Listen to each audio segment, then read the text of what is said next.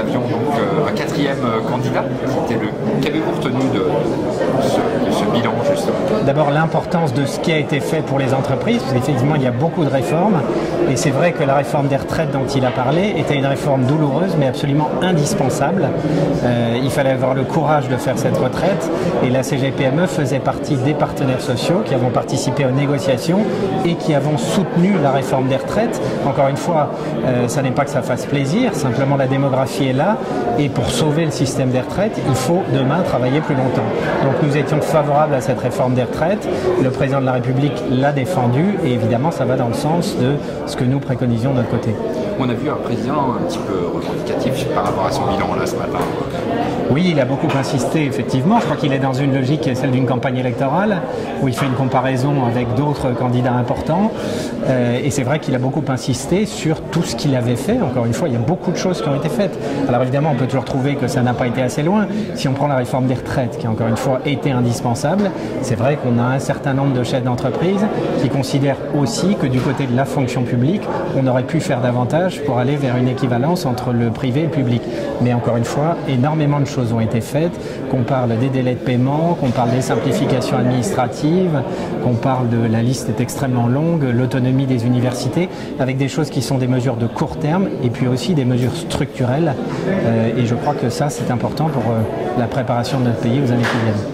On a eu également droit ce matin à 3 annonces exclusives, entre autres créer un comité de salariés des conditions de travail qui est la mesure 40 de Cap France, donc une mesure que propose la CGPME et dont le président s'est inspiré littéralement.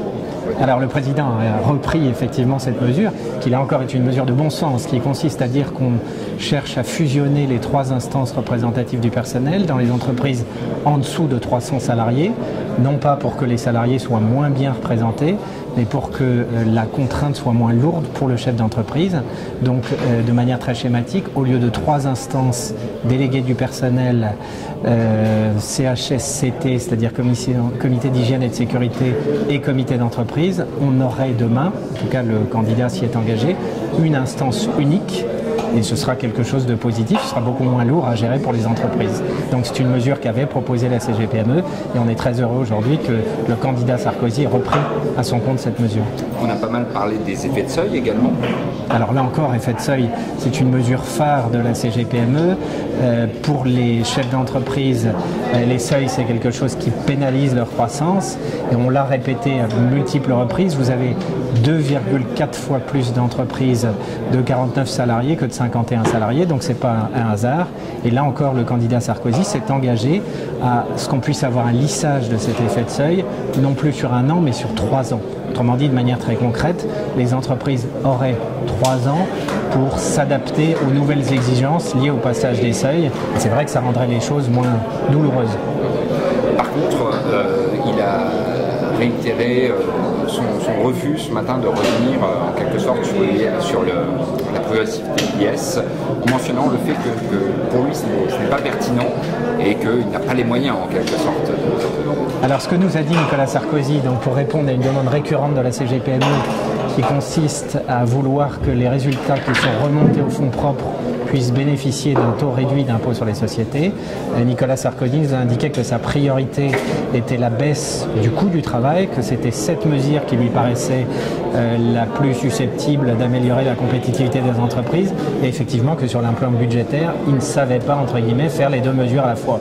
Donc si cette priorité est suivie des faits, c'est-à-dire si concrètement on arrive derrière à diminuer les charges qui pèsent sur le travail, ce sera une excellente chose. Et puis maintenant, peut-être que dans un deuxième temps, on parviendra à diminuer l'impôt sur les sociétés et aller vers davantage de progressivité. C'est quelque chose que souhaite la CGPME et c'est vrai que c'est anormal que des très grandes entreprises paient proportionnellement beaucoup moins d'impôts sur les sociétés que les PME. Donc on souhaiterait avoir un rééquilibrage, une forme de justice fiscale.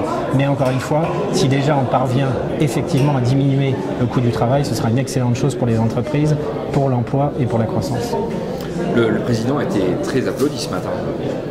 Il a été applaudi, il a été effectivement très bien accueilli, comme l'avaient été les autres candidats d'ailleurs.